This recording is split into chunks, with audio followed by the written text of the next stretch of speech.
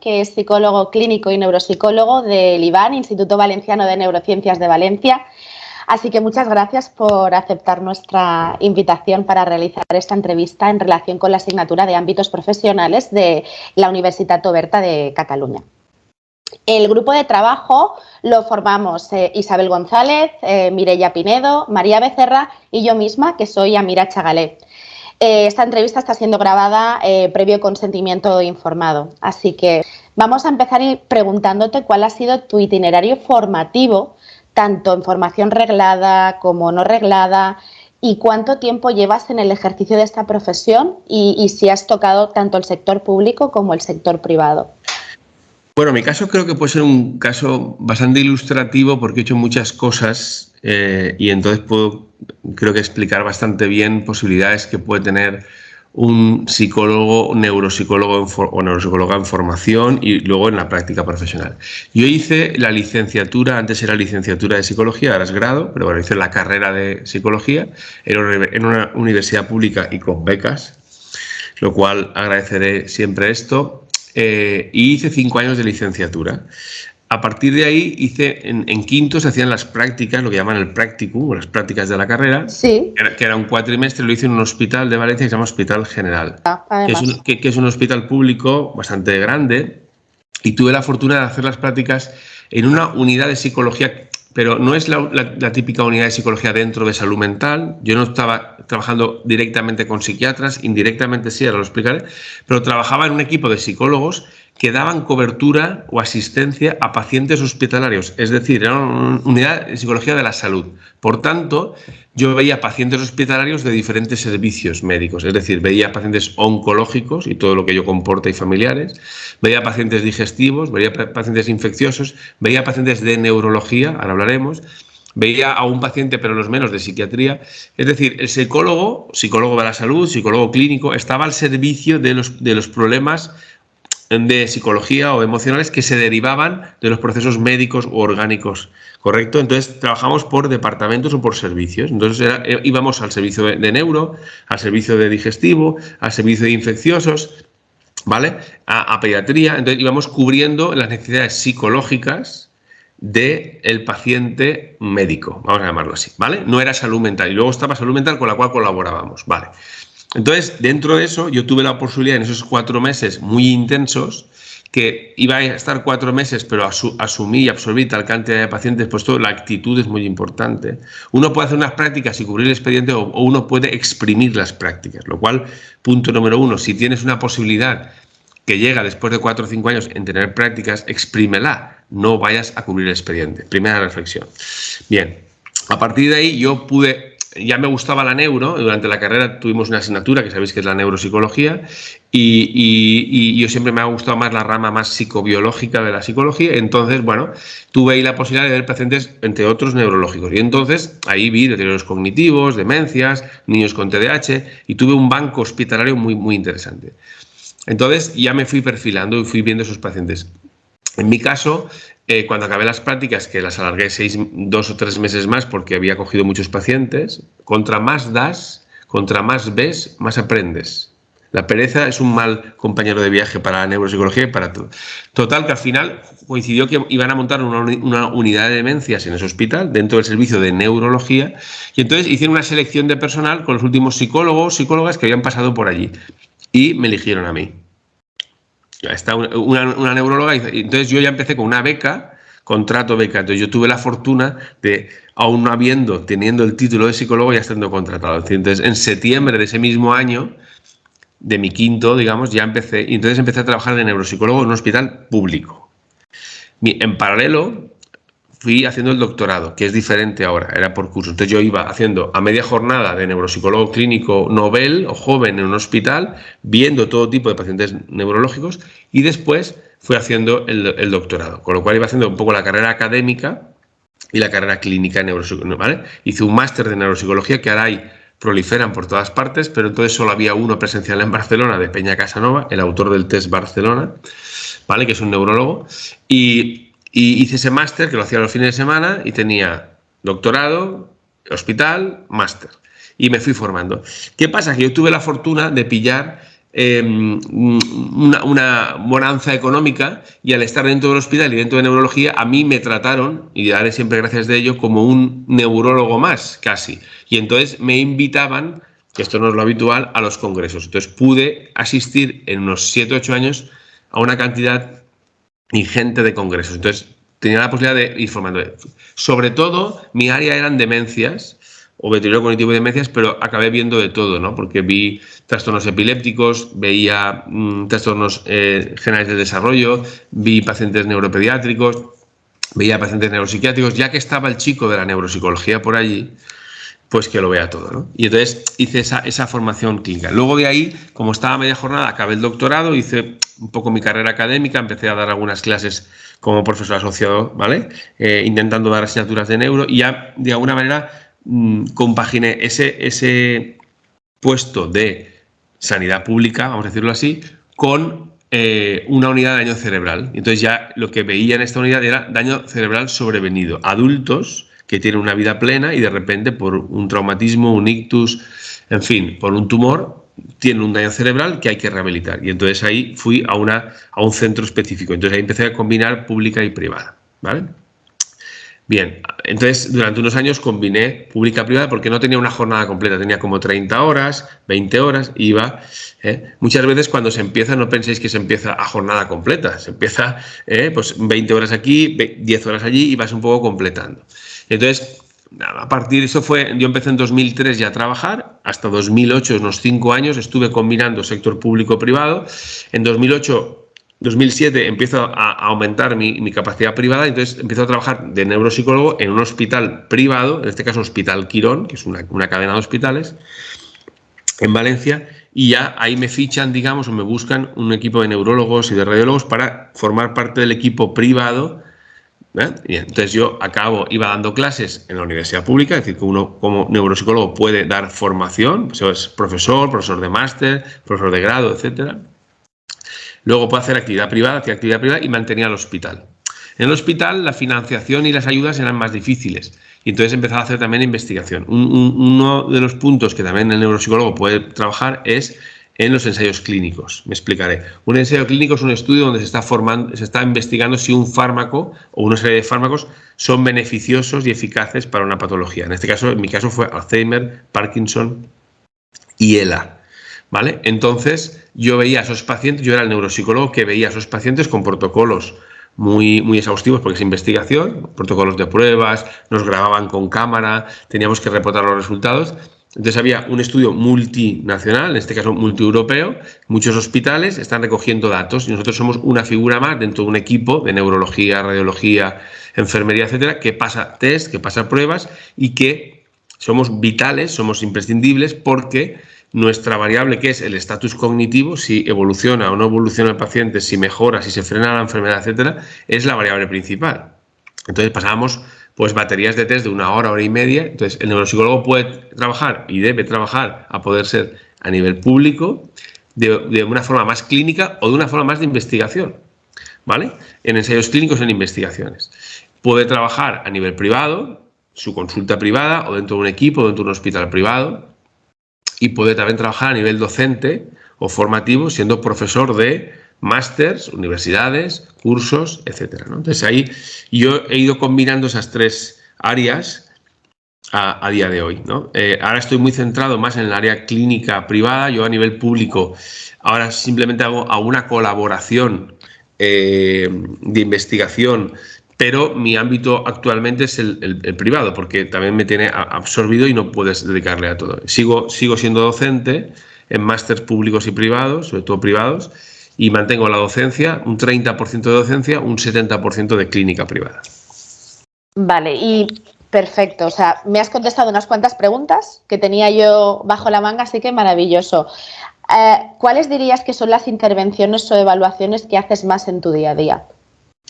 Va a depender siempre de la ratio o del público que tengas. Si tú estás en una unidad de demencias, pues vas a ver trastornos cognitivos asociados al envejecimiento. Si estás en un centro de daño cerebral, pues vas a ver un montón de ictus y un montón de traumatismo. Depende del público. En mi caso, al ser un centro privado que es muy amplio, es un abanico muy amplio, digamos que diferenciamos entre neuropsicología infanto-juvenil y neuropsicología adulta.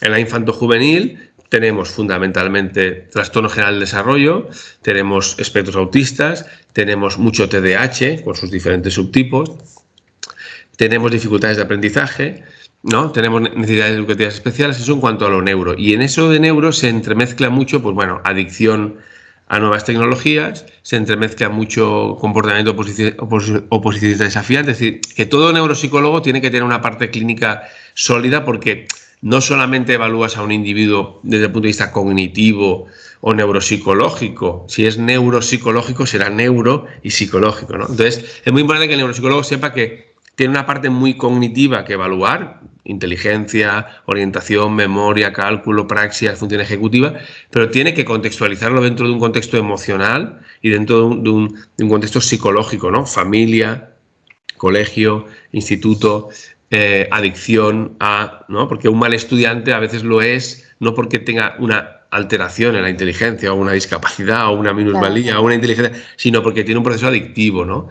En este caso a redes sociales, a videojuegos. Entonces, eso por un lado, infanto-juvenil y adulto. Y en los adultos, en mi caso, veo un poco de todo. Pero de forma prioritaria, de forma, digamos, más evidente o más llamativa, veo mucho trastorno neurocognitivo asociado al envejecimiento, gente mayor y no tan mayor, 55 para arriba, que vienen con quejas de memoria, con quejas cognitivas, pero también veo a gente con discapacidad, veo a pacientes neuropsiquiátricos, veo a gente con adicciones, con problemas cognitivos, que llevan muchos años consumiendo cocaína y otras sustancias, y entonces tiene una alteración. Entonces, en mi caso, el espectro es muy amplio, ¿vale? El espectro es muy amplio. Y yo hago una parte clínica y una parte neuropsicológica. 70% neuropsicología, un poco 30% clínica, para que lo veáis un poco. Perfecto. A día de hoy, la formación o la habilitación necesaria para ejercer ha cambiado un poco. Es decir, que me estás explicando que realmente con tu licenciatura has podido ejercer como neuropsicólogo. Bueno, en la actualidad... Bueno, ahora lo matizo.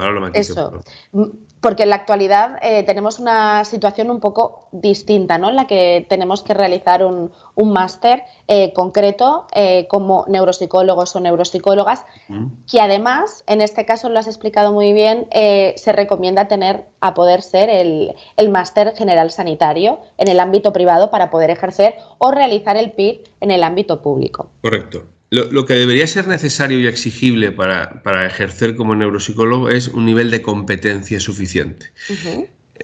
O sea, que uno sepa de neuropsicología. Y para uno saber se tiene que formar. Y se tiene que formar de una forma teórica y práctica. Bien. Y esto normalmente se hace a través de los másters, ¿vale? En mi caso fue un poco particular, pero yo he comentado que cuando yo empecé a hacer neuropsicología, a mí para que el hospital me diera una beca, empiezo por ahí, una beca, no un contrato, una beca que tenía forma de contractual, porque yo hacía un servicio público, yo era un psicólogo trabajando en un hospital público, dando servicios a, que eso también pasa en la investigación, servicios a público general, pero que la financiación la hacían laboratorios farmacéuticos. ¿Vale? Entonces, ¿vale? Bien, lo digo porque ahí podemos entrar en los PIRES, no PIRES, etc. Bueno, el caso es que en mi caso fue un poco especial y eso está más arreglado, pero yo tuve que hacer un máster, quise hacer un máster, nadie me lo exigió, pero consideré que debería hacer un máster. Hice un máster en neuropsicología y luego hice un máster en clínica, ¿vale? Bien, pero porque yo entendí que me necesitaba formar, no me lo exigieron al uso. Luego, cuando ya empecé a nivel ya más privado en el centro de daño cerebral, claro, el que yo tuviera un máster lo valoraron. Entonces, actualmente, para que la gente un poco se sitúe, para, de alguna manera, que tengas más probabilidad de que te contraten, y tanto a nivel público como a nivel privado, uno tendría que tener sus estudios de psicología y luego, efectivamente, un máster, que llaman un máster habilitante o un máster profesionalizante de neuropsicología. ¿Correcto? Con eso, en principio, a nivel público-privado, tendrían que contratarte. Y a nivel privado, sobre todo, y a nivel público, pueden exigirte general sanitario junto con formación de neuropsicología. Pero por encima de todo, quiero establecer una cosa muy clara. La formación es necesaria, si no más, a veces suficiente. Tener un título o tener titulitis, desde el punto de vista real, desde el punto de vista del que te va a contratar, no es una condición única, es necesaria pero no es única. Entonces, la gente lo que tiene que hacer es, a propósito de que evidentemente tienes que acreditar que tienes una formación y una capacitación en neuropsicología, hacer un máster. Hay muchos másters y de muchas universidades y habrá que buscar el que más se acople y que uno también se pueda pagar, que uno también se pueda pagar o financiar. Importante, sí. Esto tiene otro capítulo aparte, ¿vale? Porque para mí lo ideal sería que fueran todas universidades públicas y ya está, pero esto no es así, no es la realidad.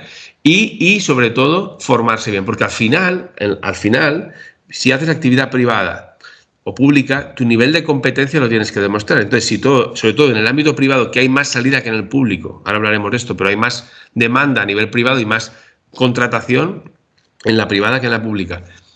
Tú no estás bien preparado, da igual que tengas un máster que 27. El contratante, si no funcionas bien, no. Es la puerta de entrada, pero luego, evidentemente, hay que demostrar los conocimientos, ¿no? Muy bien. Bueno, quería hacerte una pregunta acerca de que como trabajas con diferentes tipos de patologías que has estado mencionando y trastornos, es posible que evidentemente en tu día a día tengas que articular tu labor con otro tipo de profesionales, ¿no? En este día a día, ¿con qué tipo de profesionales sanitarios o no sanitarios sueles complementar estas funciones y cómo es la comunicación y la coordinación con ellos? En nuestro centro, en un centro como el mío, ¿vale? No todos son así, es un centro bastante completo y puede ser como ilustrativo de un centro multidisciplinar. Me gustaría diferenciar, aparte de todo lo que voy a relatar, que no es lo mismo trabajar con gente que trabajar en proyectos entrelazados. Es decir, mucha gente trabaja junto con, pero no hay equipos de trabajo sólidos, ¿vale? Pero en nuestro centro hay neurólogos, neuropediatras, por eso de adultos e infantil, ¿vale?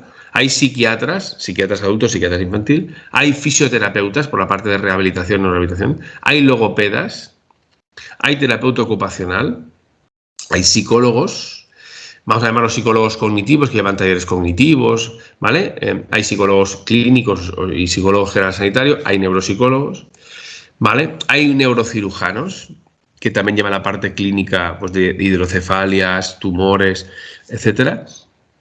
Y esa básicamente, y hay también neurofisiólogos, que tenemos una unidad del sueño y lleva muchos trastornos del sueño y otros problemas de epilepsia y demás. Entonces, todo eso son digamos, la parte del equipo neuro, si lo queremos llamar así, que interactúa. O bien más en la parte de estimulación, rehabilitación. Nosotros tenemos usuarios que vienen a rehabilitarse, a estimularse 2, 3, 4, 5 días por semana y eso lo llamamos usuarios porque usan el centro y luego está el paciente que viene a una evaluación, diagnóstico, tratamiento. Pues para mí es un lujo y un placer trabajar con toda esta gente y si tienes esa posibilidad es lo ideal porque aprendes mucho. Entonces eso deriva en reuniones de equipo, en seminarios, en estudio de casos que se hacen. Nosotros diferenciamos una parte más médica, clínica y una parte más rehabilitadora. Entonces en las reuniones de neurorehabilitación está el médico rehabilitador, a veces el neurólogo, psiquiatra, fisios, logopedas, psicólogos, neuropsicólogos y en la parte a lo mejor más de pacientes, pues está psiquiatra y psicología, neurología y psicología, neuropsicología, sin van haciendo, pero vamos, tenemos reuniones multidisciplinares más amplias o más reducidas, de infantil, de adultos o totales, tenemos unas 3 a la semana. O sea, 3 veces por semana nos reunimos, mínimo 1 hora. Y luego con los estudiantes, por ejemplo, que vienen aquí a hacer prácticas, esto es muy interesante, es un centro, nosotros, ahora daré una cifra que puede parecer escalofriante, pero es real, tal cual. En nuestro centro, en un año, no en un curso académico, ¿vale? En un año, es decir, de septiembre a agosto, ¿vale? Psicólogos con perfil sobre todo de neuropsicología, pero pueden ser general sanitarios o neuropsicólogos, este año pasado han pasado 105 alumnos en prácticas. Porque vienen de todas las universidades de España, públicas y privadas, de gran parte de Europa y también de Estados Unidos y de otros lugares. Es decir, y hemos tutorizado, somos 16 psicólogos, algunos son clínicos, otros son más neuropsicólogos, para que veáis un centro de grandes dimensiones, que esto no es lo habitual, pero para que veáis un poco todo lo que puede dar de sí. Y por ahí han pasado este año, en un año, en 12 meses, 105 alumnos en prácticas. A veces de un mes, a veces de 2, a veces de 3... a veces de 300 horas, de 500 horas, de 700 horas, pero diferentes alumnos. Hay, insisto, hay de clínica, general sanitario y neuro. Aproximadamente de ese 105, 50% de neuropsicología. O sea que unos 50 y pico alumnos este año los hemos tenido tutorizando y hayan visto toda la neuropsicología que hemos sido capaces de ofrecerles, que es infantojuvenil, adulta, en fin. Qué maravilla y qué enriquecedor, sobre todo.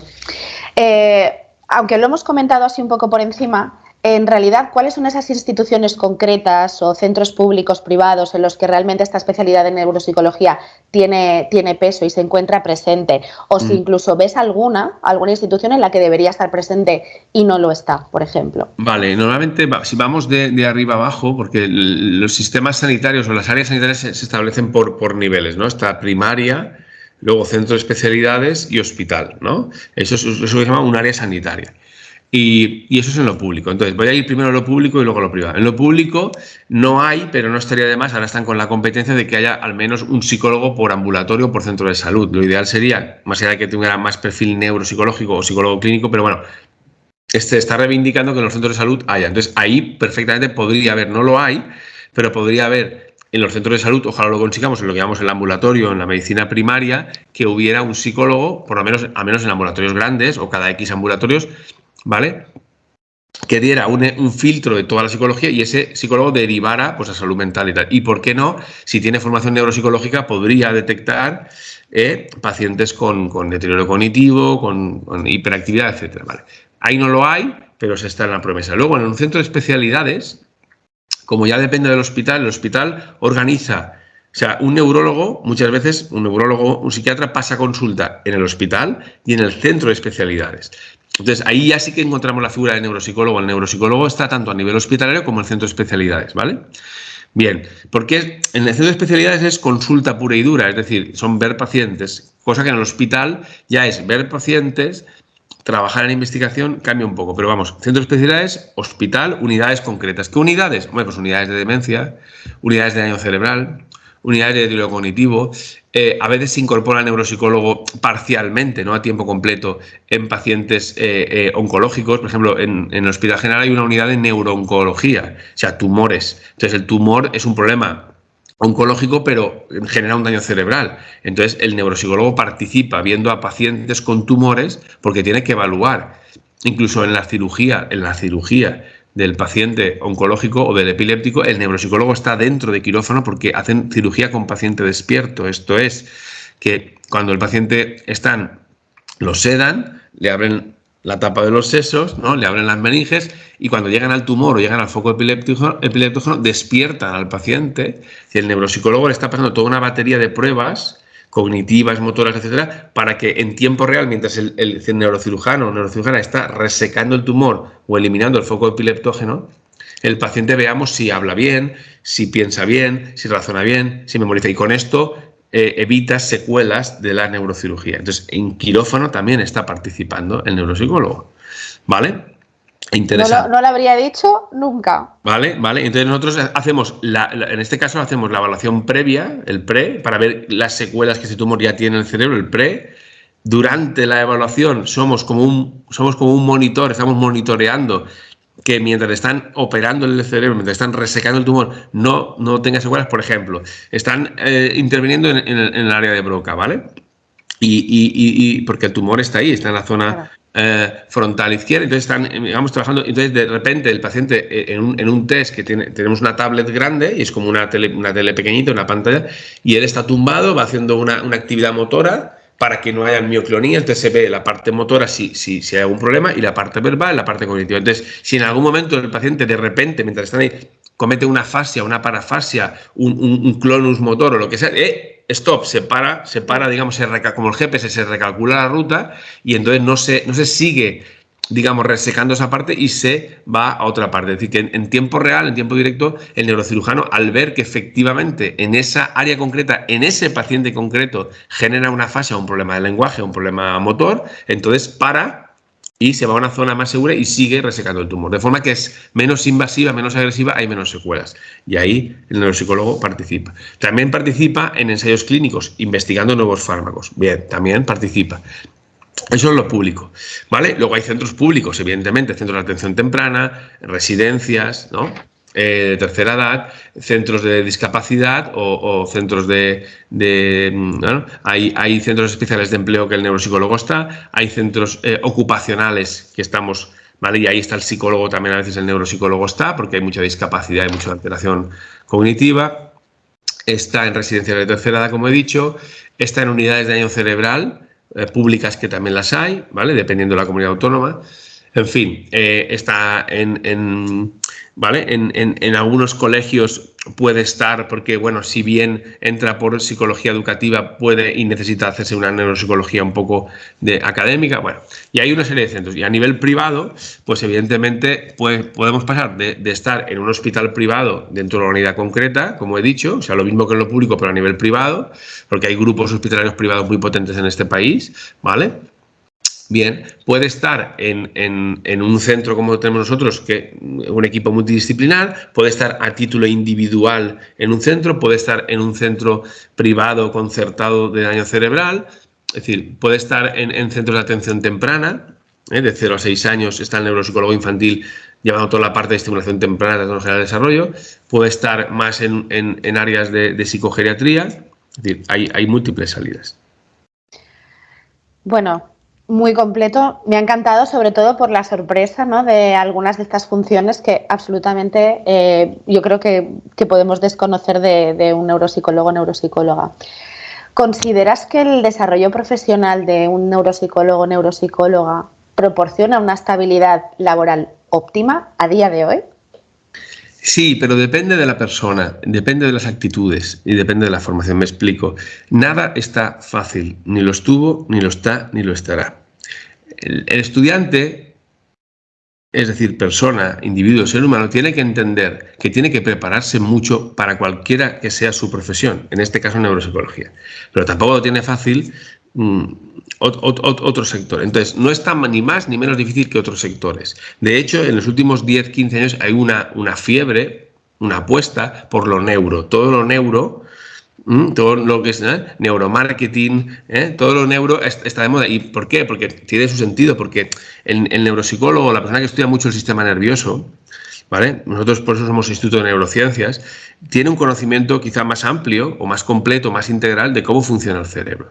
Si casi todo lo rige el cerebro, entonces, ¿vale? Entonces, un neuropsicólogo puede mantenerse estable, pero se tiene que preparar bien, tiene que formarse bien. ¿Y qué es formarse bien? Hacer su grado de psicología, elegir un buen máster, pues no todos son iguales, buscando unas buenas prácticas, buscando unos buenos centros de prácticas. Entonces ahí estás aprendiendo el oficio, vamos a llamarlo así, aprendiendo haciendo, ¿no? O hacer aprendiendo.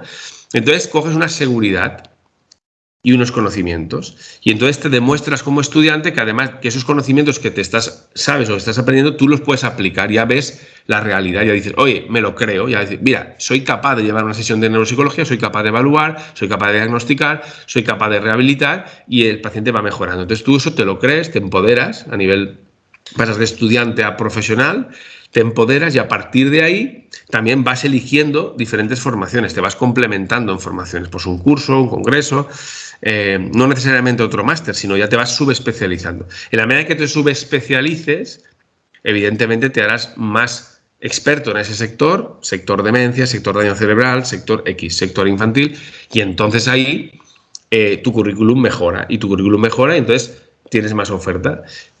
Al principio, que la gente no piense, algunos sí, que tendrán un contrato directo y automático, o que sacarán una oposición a la primera. Es decir, lo más habitual es que uno empiece y tenga a lo mejor un contrato de media jornada, o que tenga que repartirse en 2 centros, o que haga esto a nivel contratado y esto empiezo a trabajar un poco de forma individual por mi cuenta. Es decir, sí que se requiere una muy buena actitud, pero para la neuropsicología y para todo en la vida. La vida está compleja, está difícil. Hay competencia. Muchos psicólogos se licencian, se gradúan, se masterizan y entonces hay que competir ahí fuera. ¿Dónde está la diferencia? En tu capacidad de prepararte bien, en tu capacidad de saber demostrar bien tu trabajo y en la capacidad de moverte y mostrar buena actitud. Evidentemente te tienen que dar una oportunidad, pero las oportunidades también se pelean. Pero sí, un neuropsicólogo puede, y cuando alcanza un nivel ya de madurez profesional o de conocimientos, lo que yo he visto un montón de estudiantes, y a mí me da mucho gusto porque yo era un estudiante hace, 4 días era un estudiante y ahora soy un profesional, pero yo ya tengo, como vemos muchos estudiantes, yo llevo 20 años tutorizando estudiantes de neuropsicología. Yo llevo 20 años que todos los días tengo un neuropsicólogo en formación a mi vera, a mi derecha, ¿no? Entonces, yo ya he visto compañeros, para mí son compañeros. Yo, de hecho, cuando viene un estudiante, yo lo llamo compañero. Cuando está el paciente delante, le digo, mire, le va a atender ahora mi compañero, mi compañera. No le digo, le va a atender el estudiante. Porque es mi compañero, tiene ya un grado, está haciendo un máster, es mi compañero. Novel, un poquito inexperto, pero es mi compañero. Entonces, da mucho gusto cuando tú ves a gente que era estudiante que están liderando proyectos con 30, 35 años, 32, 28, 37. ¿No? Da gusto verlos y da gusto cómo se han hecho profesionales, cómo montan su propia clínica, cómo trabajan en un proyecto, porque, bueno, por redes a veces nos seguimos o me envían, mira, José, no sé qué, están orgullosos, y yo ya puedo dar fe que cuando una persona se prepara, se estabiliza muy bien, incluso tiene éxito en su... Yo tengo ya alumnas que con 30 años tienen un éxito, 30 y pocos, tienen un éxito, ya tienen un nombre, ya tienen un reconocimiento en neuropsicología, en su área o en su nivel. Y ahora una pregunta, no sé si nos puedes responder, pero ¿sabrías decirnos en cuánto más o menos está, porque eso es algo que interesa a nivel económico, el rango salarial de tu profesión? ¿Más o menos? Sí, depende. A nivel privado puede variar más porque contra más trabajas, esto es como todo. Una jornada completa en un hospital público o en un centro público, ¿no? Somos categoría A y dentro de categoría A estamos subespecializados. Voy a hacer dos diferenciaciones, ¿vale? Para un neuropsicólogo novel que empieza, primer contrato, centro público o asociación, ¿vale? Que tiene unos baremos, digamos, públicos, convenio, pues puede estar cobrando una jornada de 37 horas y media o de 40 horas, 8 horas por día, 5 días, puede estar cobrando a lo mejor en torno a, cuando empieza, 1.800, 1.900, 2.000 euros, 2.100, una horquilla que iría de los 1.800 a los 2.100, más o menos, podría estar, en un centro con su jornada completa, etcétera. A nivel privado, pues depende. A nivel privado depende porque si tú estableces el precio de la tarifa, a nivel privado siempre, si trabajas más, vas a ganar más dinero, pero asumes también más riesgo, tienes que hacerte autónomo normalmente, ¿no? Otra cosa es que te contraten. Si te contratan a nivel privado, si a ti te contratan, un centro como el nuestro privado te contrata, siempre va a poderte pagar un poquito menos que la Seguridad Social porque nosotros asumimos con la contratación. Esto es importante que la gente lo sepa. Cuando tú contratas a una persona, asumes el coste que tiene el salario medio, que puede ser, en nuestro caso, 1.500, 1.600 euros, ¿vale? Gente novel, gente que empieza, ¿vale? Y esa empresa, cuando te paga a ti 1.500 euros mensualmente, a la Seguridad Social le está pagando unos 700 euros, ¿vale? Entonces, ¿qué pasa? Que al final el gasto que tiene la empresa privada para un neuropsicólogo que cobra 1.500 euros es de 2.200. Ojo con esto. Vale, si ya tienes más experiencia, los salarios van aumentando. Y en el ámbito privado, si tienes tu propia clínica, pues dependerá de la diferencia entre tus gastos, que es pues un alquiler de consulta, etcétera, y tus ingresos. ¿Vale? Este es un poco el tema. Entonces, puedo oscilar desde 1.800 a 3.000 euros, por resumirlo un poquito. Pero claro, si eres una persona con mucha experiencia y que aportas un valor añadido, tanto a nivel público como a nivel privado, te pueden pagar más. Sobre todo a nivel privado. Y a nivel privado, si trabajas más horas, pues rentabilizarás más. Está clarísimo. ¿Tienes alguna idea o si conoces algún otro profesional de algún otro país con tu especialidad y más o menos cómo se mueven esos rangos también? Si es más, si es menos, si hay diferencias. Lógicamente, en Centroamérica y Sudamérica sería menos y en Europa o en Estados Unidos sería más, claro, pero va a proporción en la ratio también del costo de la vida del país. Es decir, en Alemania se cobraría más y en Suiza, que yo he estado haciendo estancias y trabajando, se cobraría más, se cobrarían en torno a 3.000, 3.500 euros. Pero claro, el coste de una vivienda, el coste de la vida, el coste de... Es mucho mayor. Entonces, más o menos hay una proporción más o menos relativa o ponderada. ¿Vale? Y en relación a esta profesión, ¿tú crees que ha ido evolucionando a lo largo de estos últimos años? ¿Consideras que los recursos con los que se cuentan neuropsicólogos y neuropsicólogas ahora en España son aceptables, sobre todo a nivel público, ¿no? En este caso, para poder llevar a cabo el trabajo? ¿Puedes repetir? Que no he entendido bien la primera parte. Digo, que que la evolución de la profesión en los últimos años, que es inminente y que es evidente también, en relación a esta evolución que ha habido, ¿consideras que los recursos actuales con los que contáis a nivel profesional en España, al menos, y sobre todo especialmente en el ámbito público, son aceptables realmente para llevar a cabo todo este desarrollo? No, es evidente. En los últimos años y sobre todo desde la pandemia por el COVID ha habido un aumento de contratación de seguros privados porque la gente está viendo que hay cierto deterioro, por llamarlo de una forma elegante, cierto deterioro de la sanidad pública, en la cual yo la he vivido y la he vivido en su plenitud. De la sanidad pública que yo conocí 2003 a 2010 en adelante y sobre todo a partir de la pandemia, la sanidad pública está con bajos recursos, sin ninguna duda. Cada cual se queja de lo suyo y si habláramos con los profesores también hablarían esto de los colegios públicos y demás, pero es una realidad objetiva que la gente desde la pandemia ha duplicado el número de seguros privados y se hace seguro privado porque sabe y vive y sufre que las listas de espera y la atención en la pública, que es de excelente calidad en este país, excelente calidad, bandera de vanguardia y de calidad en el mundo de la sanidad, incluyendo la psicología y la neuropsicología, pero los accesos y las listas de espera son tremendos. Entonces la gente se va a una actividad privada. De hecho, los hospitales privados y las consultas privadas han proliferado un montón, especialmente desde la pandemia. Quiere decirse que al final tenemos que ir a un modelo mixto en este país, al menos a corto plazo vamos a ir público-privado. Si hablamos estrictamente de lo público, está infradotado, de todas, está infradotado, pero en casi todas las especialidades. Hablando de la psicología en general, muchísimo, está muy infradotada. Muy pocas plazas de PIR, muy pocas plazas de neuropsicología. Hablando de lo neuro, está infradotado, lo cual ahí se prevé, evidentemente, y estamos peleando para que incorporen, al menos, dependiendo de la ratio y el número de habitantes que cubre un hospital o que cubre una área sanitaria, que haya unos baremos donde si este hospital o esta área sanitaria, el hospital general, ambulatorios, ¿vale? Si tiene un área de 500.000 ciudadanos, medio millón de ciudadanos que tiene que asumir, pues eso equivaldría a 3, a 4 neuropsicólogos, a 12 psicólogos, a 20 neurólogos. Bueno, pues esto es lo que se tiene que establecer. Lo que para que la psicología siempre ha sido un poco la hija pobre dentro de la sanidad. De hecho, psicología estaba dentro de ciencias sociales y peleamos muchísimo para que estuviera dentro de ciencias de la salud. Y ahora, igual que hemos peleado eso, estamos peleando que el neuropsicólogo pues tenga una formación reglada y que habilitada y que hayan plazas y contratos específicamente de neuropsicología. Hace mucha falta el neuropsicólogo en los hospitales porque adelantaríamos diagnósticos, adelantaríamos tratamientos, la gente tendría mejor calidad de vida, podríamos poner recursos en marcha. Pero esta es la realidad. Entonces, la previsión es que se vayan ampliando, lógicamente, las plazas de psicología en general y de neuropsicología en particular. Eso sería ideal.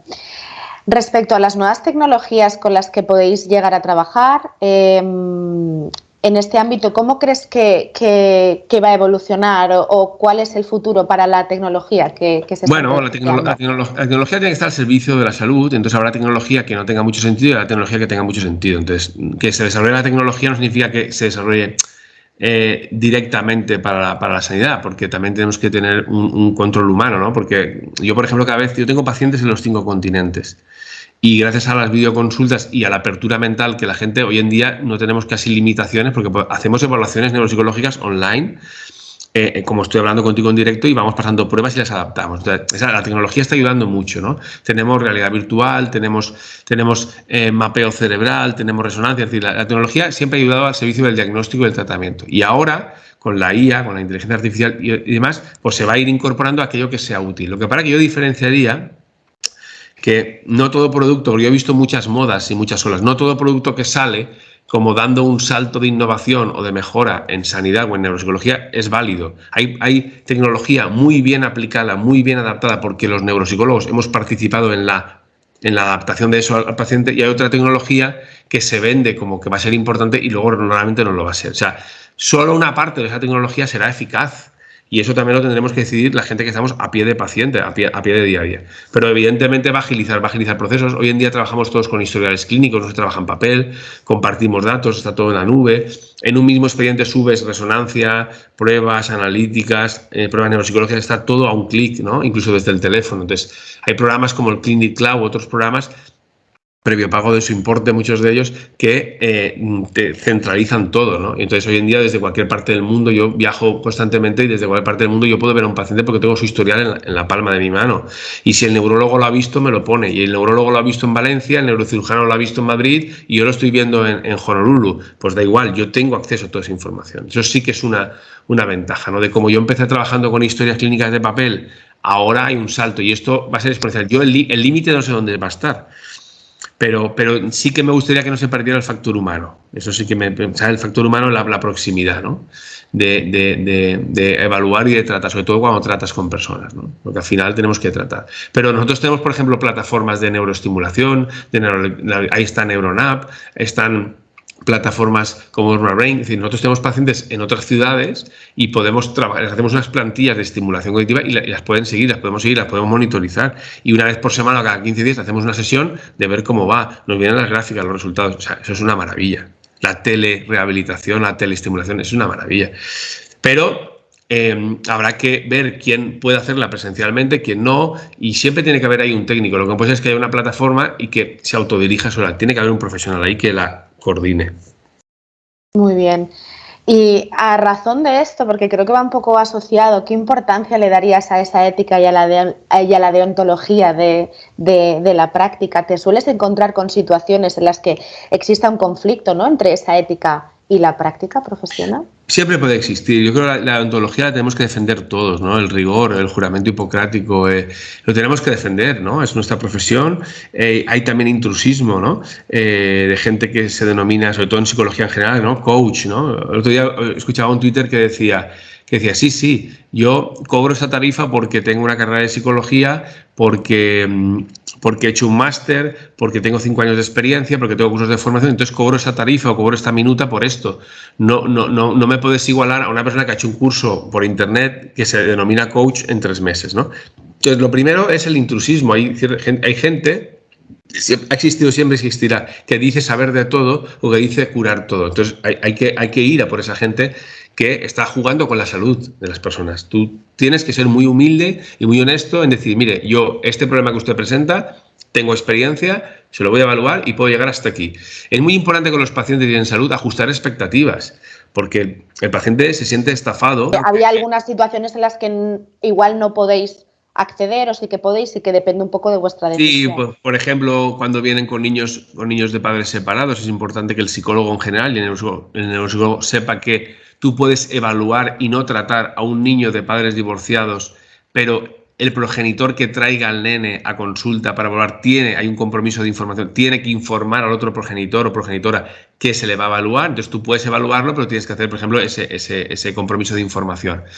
Y lo que decía es que hay gente que se erige como neuropsicóloga y no está formada, ni lo puede acreditar, entonces eso no sería deontológico, ¿no? Es muy importante que el profesional sea honesto. Primero, por su propia honestidad personal y profesional. Segundo, por su propio problema legal, porque cada vez más la gente está más conocedora y te busca más la vuelta o te denuncia con más facilidad porque se siente estafado o estafada cuando tú le prometes o dices saber unos conocimientos que no tienes o no sabes. Y luego, sobre todo, ajustar expectativas en el tratamiento. Mire, eso es un código deontológico, ¿no? Y luego también, la deontología también está para defender la profesión.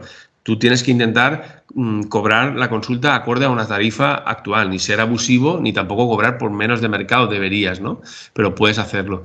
Y sobre todo también tratar de garantizar el cobro, porque hay mucha reserva de citas en privado que luego cancelan. Entonces ahí también deontológicamente se han creado guías para establecer cómo funcionar bien y no hacer un poco el tonto de que te reserven citas y que luego te cancelen en el último momento. También la gente, el ser humano, el individuo es muy informal, especialmente en España.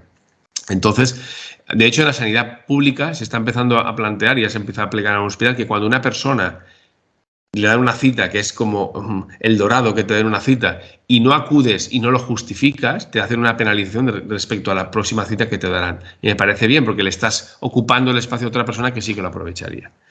Entonces, ahí en deontología yo creo que se ha evolucionado bastante, pero hay que seguir trabajando. Y bueno, ya no te quito más tiempo para cerrar esta entrevista súper completa. ¿Qué le dirías al estudiantado que está a las puertas de iniciar el practicum en este ámbito? Lo primero que le diría al ser humano, antes que al estudiante, es que esta vida supone esfuerzo. porque veo a mucha gente anestesiada y veo a mucha gente instalada en la comodidad y en el confort, incluso sobreprotegida por sus padres, lo cual le diría que espabile como ser humano, eso en general. Que tenga mucho cuidado con las tentaciones y con las adicciones de redes sociales, videojuegos. O sea, vivimos en un mundo lleno de distractores multimedia. Entonces, si quiere ser un buen profesional, pasa por dedicarle tiempo a su profesión, a sus estudios. Si no, que se dedique a otra cosa, porque se va a frustrar. ¿Vale? Lo segundo, que elija algo con vocación. Y parto de esa base de que lo elige con vocación. Si lo elige con vocación, tendrá un motor interno que hará que cuando tenga que echar 2 horas, 3 horas, 5 horas, 10 horas o 20 horas al día, las eche. Entonces, que elija con vocación la neuropsicología. Si la elige por moda o porque le parece snob, probablemente le saldrá mal. Que la elija por vocación. Lo segundo, como ser humano, que sea muy consciente que hay muchos distractores y que se va a tener que esforzar. Da igual, se va a tener que esforzar. Que no tenga, digamos, pereza en esforzarse, porque si no, no. Que los atajos no sirven. Eso primero. Y luego, lo segundo es que se forme bien, que elija bien el máster. No todos los másteres son igual de buenos. Que invierta tiempo, que vaya a los centros, que pregunte, que se espabile, que dedique tiempo incluso a investigar qué tipo de máster es mejor o peor, que hable con los gentes, con profesionales, que busque fuentes de información para, ya que va a hacer una apuesta de 3.000, 4.000, 5.000, 7.000, 10.000 euros, que elija muy bien el máster. Que elija un máster que tenga buenas prácticas y buenos centros de prácticas. Que cuando tenga las prácticas, las exprima.